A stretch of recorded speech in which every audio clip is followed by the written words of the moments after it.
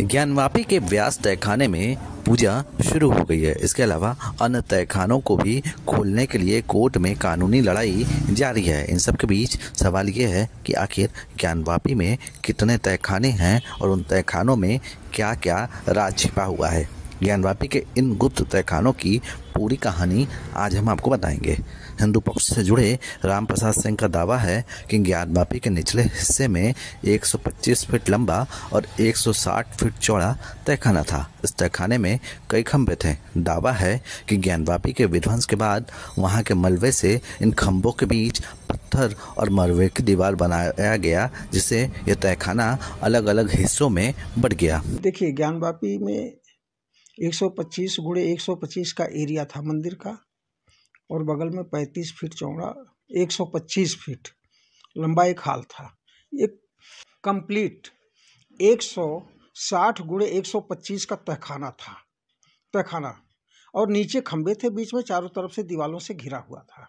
इन तहखानों में बीच में जब ये मंदिर डिमोलिश किया गया और तोड़ा, तो इन लोगों ने क्या किया कि पत्थर, हमारे जो मलबे थे मंदिर के, पत्थर के टुकड़े छोटे बड़े, इनको उठा करके तहखाने को खंभों के बीच खंभे से जोड़ दिया और खंभों में कई पार्ट में तहखानों को बांट दिया।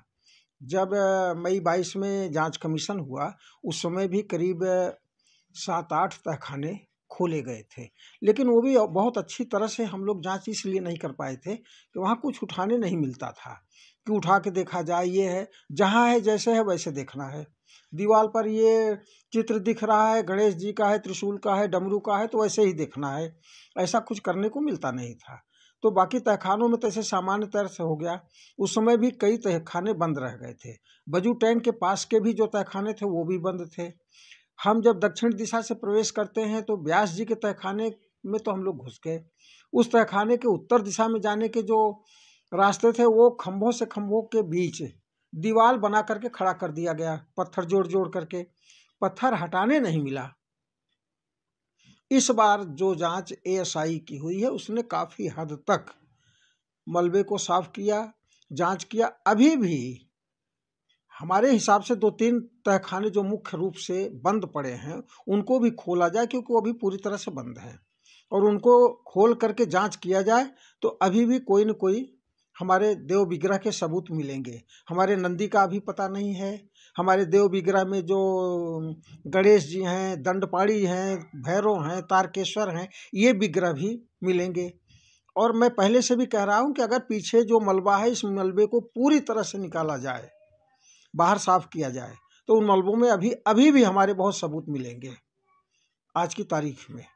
अभी क्या लगता है, कुल कितने तहखाने और बंद होंगे? अभी हमको लगता है कम से कम तो 3 तहखाने प्रमुख रूप से बंद हैं।